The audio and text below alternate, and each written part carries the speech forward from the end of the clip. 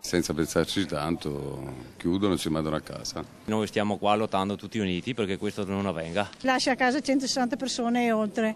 Noi vogliamo restare sempre al lavoro.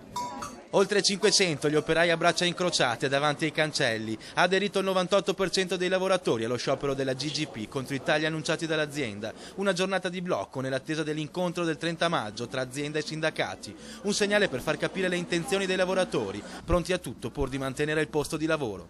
Dove andremo a mangiare e come faremo a pagare i mutui? Anche se andiamo fuori di qui non sappiamo dove andare a lavorare perché le fabbriche chiudono in continuazione e quindi... La GGP, 40 anni per creare un indotto, un'azienda, un futuro anche per le famiglie e 5-6 anni per distruggere tutto. 160 gli esuberi nel 2011 e altri 70 lavoratori potrebbero rimanere a casa nel giro di 2 anni.